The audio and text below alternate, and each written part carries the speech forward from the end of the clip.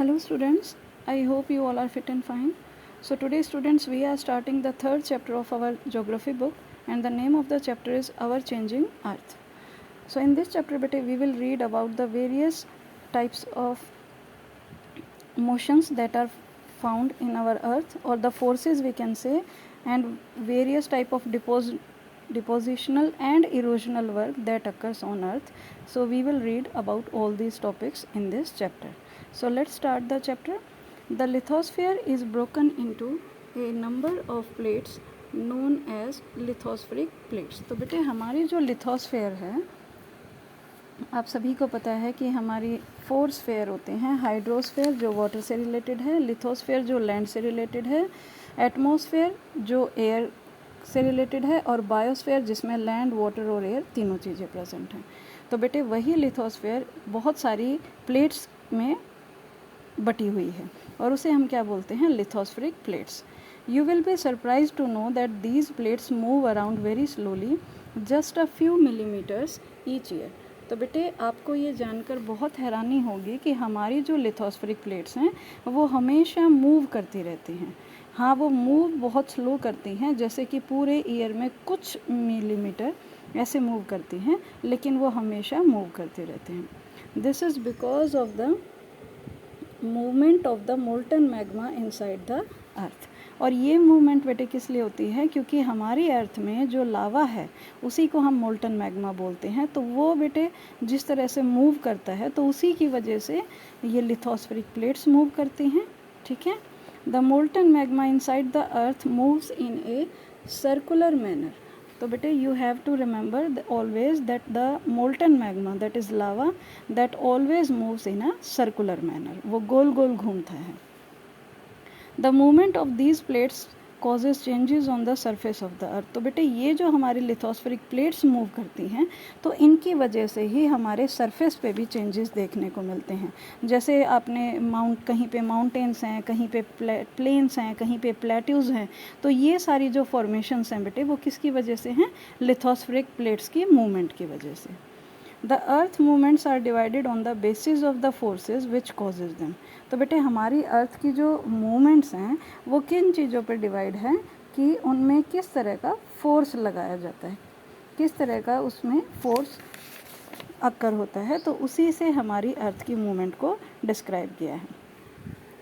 The forces that occur in the interior of the earth are called endogenic forces and the forces that work on the surface of the earth are called exogenic forces. तो बेटे जो forces हमारी अर्थ के interior में occur करते हैं, मतलब हमारी अर्थ के अंदर जो forces काम करते हैं उन्हें हम एंडोजेनिक forces बोलते हैं. इसको आप इस तरह से लर्न कर सकते हैं, जैसे इन माने अंदर, तो एन माने भी अंदर. तो अंदर जो फोर्सेस काम करते हैं उनको हम एंडोजेनिक बोलते हैं.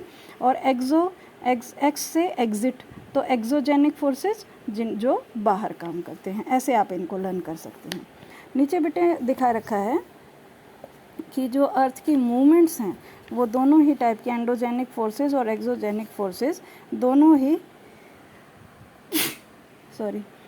ही इसमें शो कर रखे हैं. और ये आप देख सकते हैं कि एंडोजेनिक फोर्सेस जो हमारी अर्थ के अंदर काम करते हैं तो उसमें क्या है, जैसे कि अर्थक्वेक है, वोल्केनो है, लैंडस्लाइड है, माउंटेन्स बनने हैं. ये सभी फोर्सेस कौन से हैं? जो हमारी अर्थ के अंदर काम कर रहे हैं. और एक्सोजेनिक फोर्सेस वो हैं बेटे जो इरोजन और डिपोजिशन का जो वर्क हो रहा है, कहीं से मिट्टी इरोज हो रही है और कहीं पे जाके डिपॉजिट हो रही है. तो ये वर्क किसके द्वारा होता है? रिवर के द्वारा, विंड के द्वारा, सी वेव्स के द्वारा, ग्लेशियर्स के द्वारा. तो ये सभी एक्सोजेनिक फोर्सेस हैं.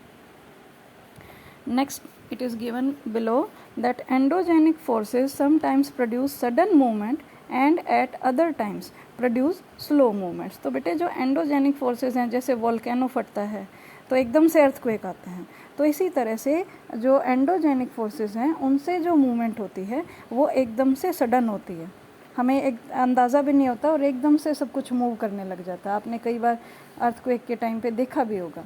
तो इस तरह के जो फोर्सेस हैं बेटे ये कई बार स्लो भी होते हैं और कई बार एकदम से भी होते हैं. तो sudden movements like earthquake and volcanoes cause mass destruction over the surface of the earth. तो बेटे ये जो अचानक के जो एकदम से मूवमेंट होती हैं, अचानक जो झटके लगते हैं अर्थक्वेक की वजह से या वोल्केनो इरप्ट होने की वजह से, उनकी वजह से अर्थ पे बहुत सारी उनकी वजह से अर्थ पे बहुत ज़्यादा डिस्ट्रक्शन भी होती है। यहाँ पे बेटे लेफ्ट साइड में है लिथोस्फेरिक प्लेट्स के बारे में भी बताया। The earth crust consist of several large and small, some small rigid irregularly shaped plates which carry continents and ocean floors. तो बेटे ये जो लिथोस्फेरिक प्लेट्स हैं, हमारी पूरी लिथोस्फीयर का ये पार्ट है, तो इसमें बहुत सारी प्लेट्स बनी हुई हैं, कोई छोटी है, कोई बड़ी है, कोई कठोर है, कोई किसी की शेप अलग है, और इन सभी के ऊपर ही हमारे ओशंस और कॉन्टिनेंट्स बने हुए हैं। ठीक है, इनकी सतह पर ही वो टिके हुए हैं। So now coming to the next page, that is a volcano is a vent or opening in the earth crust through which molten materials erupts suddenly. तो बेटे वोल्केनो जो है वो एक ऐसी ओपनिंग है जहाँ से आपका जो मोल्टन मटेरियल है जैसे लावा, वो निकल के आता है। तो नीचे आप पिक्चर में देख सकते हैं कि जिन पाइप्स के थ्रू या जिन होल्स के थ्रू ये लावा बाहर निकल के आ रहा है बेटे, उनको वेंट बोला गया है। और जहाँ पर ये लावा का जो माउथ होता है उसको क्रेटर बोला गया है। ऐसे ही आप देख सकते हैं ये वाली लेयर क्रस्ट शो कर रखी है और उसके नीचे मेंटल है। तो यहाँ से कोर के अंदर से वो मैग्मा निकल के आता है। जब ज़्यादा टेम्परेचर बढ़ जाता है तो वो एकदम से, जैसे आपने देखा होगा कि अगर आप बलून में ज़्यादा हवा भरते रहेंगे तो क्या होगा, वो ब्लास्ट हो जाएगा। ऐसे ही बेटे हमारी जो अर्थ है, जब टेम्परेचर बहुत ज़्यादा हाई होता रहता है तो वो ब्लास्ट करता है, तो मोल्टन मैग्मा निकल के बाहर आता है। और जिस भी एरिया से वो निकल के बाहर आता है उस एरिया को क्रेटर बोला जाता है। और इस मोल्टन मैग्मा के साथ गैसेस और ऐश माने राख, ये चीज़ें भी निकल के बाहर आती हैं। यहाँ पे बेटे राइट साइड में भी देखिए, जैसे मैंने आपको बताया था, एंडो माने इनसाइड और एक्सो माने outside.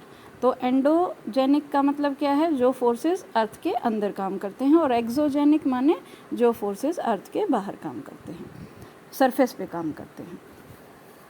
Similarly when the lithospheric plates move the surface of the earth vibrates. तो जैसे जैसे बेटे हमारी लिथोस्फेरिक प्लेट्स, हालांकि वो बिल्कुल कुछ मिलीमीटर्स ही मूव करती हैं, लेकिन फिर भी उनकी मूवमेंट से हमारी अर्थ जो है वो वाइब्रेट करती है।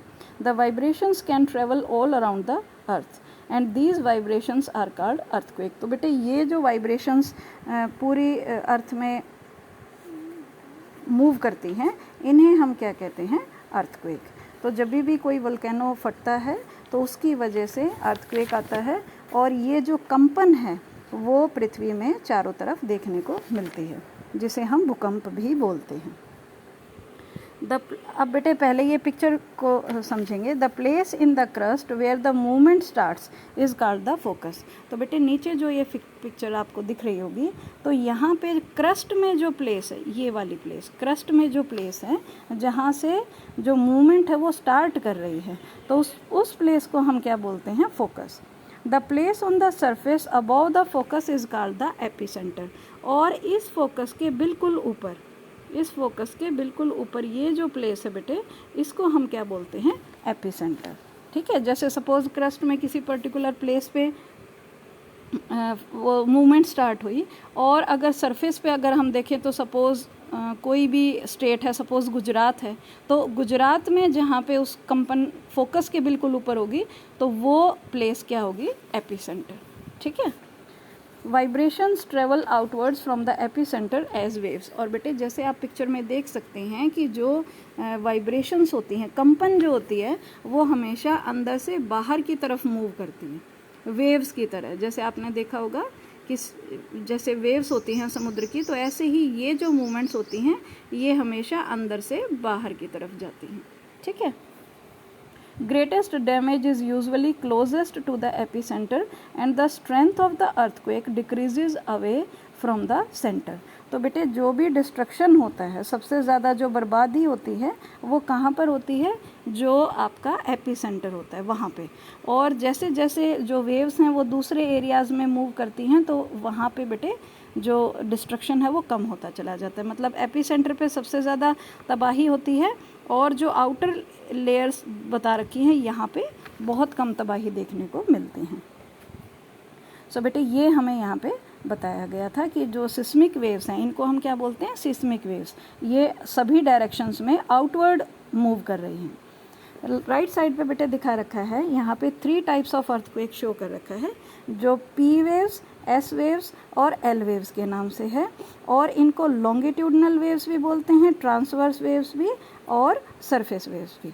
तो यहाँ पे बेटे पी का मतलब है प्राइमरी वेव्स, ठीक है, इसको आप नोट भी कर सकते हैं, अदरवाइज आप रिमेंबर भी कर सकते हैं। पी वेव्स का मतलब है प्राइमरी वेव्स और इसका दूसरा नेम क्या है, लॉन्गिट्यूडनल वेव्स। नेक्स्ट है बेटे आपका एस वेव्स। एस वेव्स का मतलब है सेकेंडरी वेव्स और ट्रांसवर्स वेव्स भी इनका अनदर नेम है। थर्ड है बेटे एल वेव्स। एल वेव्स का मीनिंग लॉन्ग वेव्स और इसका सेकेंड नेम क्या है, सरफेस वेव्स। तो ये 3 तरह की अर्थक्वेक की वेव्स होती हैं बेटे। कई बार एक्स्ट्रा क्वेश्चंस में ये आ जाता है, तो इनको ध्यान से पढ़ें। Now coming to the next page, that is, although earthquake cannot be predicted, but the impact can certainly be minimized if we are prepared beforehand। तो बेटे यहाँ पे हमें ये बताया है कि वैसे तो अगर जो भी नेचुरल चीज़ें हैं जैसे अर्थक्वेक है, वोल्केनो का इरप्शन है, हम ऐसी चीज़ों को रोक तो नहीं सकते, लेकिन अगर हमें पहले इनके बारे में इंफॉर्मेशन मिल जाए तो हम थोड़ा सतर्क रह सकते हैं, अपने आप को सेफ रखने के लिए, अपने आप को बचाने के लिए, या जो डिस्ट्रक्शन होती है उसको कम करने के लिए हम कुछ वर्क कर सकते हैं। Some common earthquake predictions methods adopted locally by people include studying animal behavior. Fish in the ponds get agitated, snakes come to the surface। तो बेटे जो कॉमन अर्थक्वेक के प्रेडिक्शन मेथड्स यूज़ किए गए हैं, मतलब जो ऑर्डिनरी पीपल हैं उनके द्वारा कुछ तरीकों को यूज़ किया गया है जिससे वो अनुमान लगा सकते हैं कि इस पर्टिकुलर एरिया में भूकंप आने वाला है। तो इसके लिए वो क्या करते हैं, जो एनिमल्स हैं उनके बिहेवियर को स्टडी करते हैं, उनके व्यवहार को देखते हैं, क्योंकि जो एनिमल्स होते हैं बेटे उनको कंपन का सबसे पहले पता लगता है, तो वो उस प्लेस से दूर भागने लग जाते हैं। तो इस तरह से वो उन एनिमल्स के बिहेवियर को चेक करते हैं।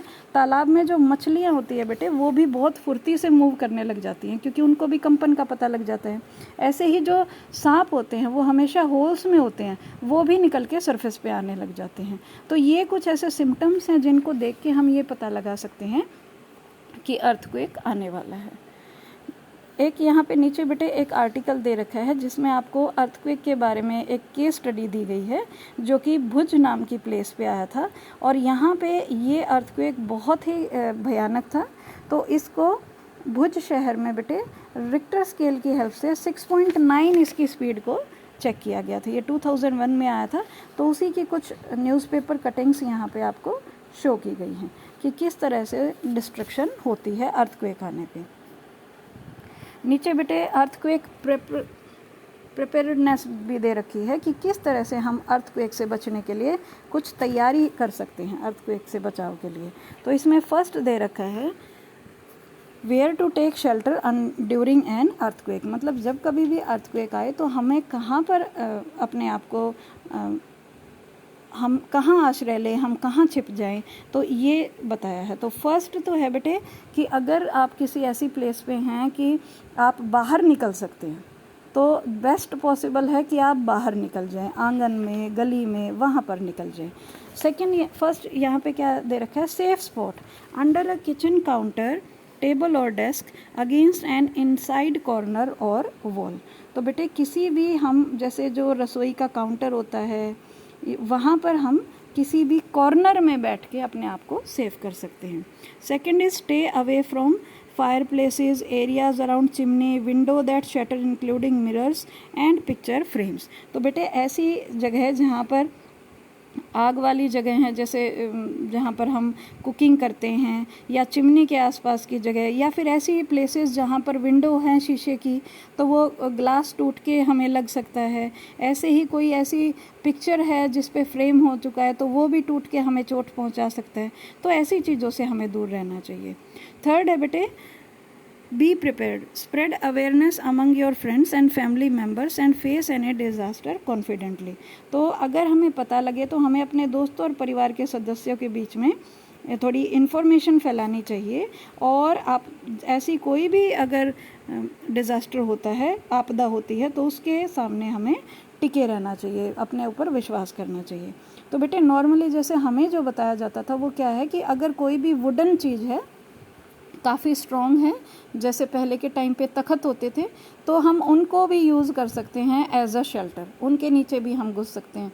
और एक और जो सबसे इम्पॉर्टेंट चीज़ होती है बेटे, हमें कभी भी रूम के सेंटर में नहीं खड़ा होना चाहिए, हमेशा हमें जो रूम के कॉर्नर्स हैं वहाँ पर खड़ा होना चाहिए, ताकि हम अपने आप को सेव कर सकें, क्योंकि छत अगर गिरेगी या दीवार गिरेंगी तो वो बीच की साइड गिरेंगी, है ना, साइड में से बीच की तरफ गिरेंगी, तो कॉर्नर में भी आप सेफ रह जाएं।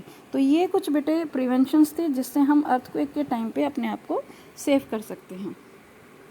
यहाँ पे बेटे लेफ्ट साइड में डू यू नो में दिया है कि अर्थक्वेक को मेजर करने वाली जो मशीन है उसका क्या नाम है, सीस्मोग्राफ, और इसको मेजर करने वाला जो स्केल है उसको हम रिचर स्केल भी बोलते हैं। तो ये इन तरीके से बेटे रिचर स्केल की हेल्प से हम ये पता लगाते हैं कि जो अर्थक्वेक था उसकी स्पीड कितनी थी, उसका फ्रीक्वेंसी कितनी थी, ये सभी चीज़ें हम इससे रिचर स्केल से पता लगाते हैं। सो बेटे we will continue the further topic in our next video. Till then try to understand the topic well and take care.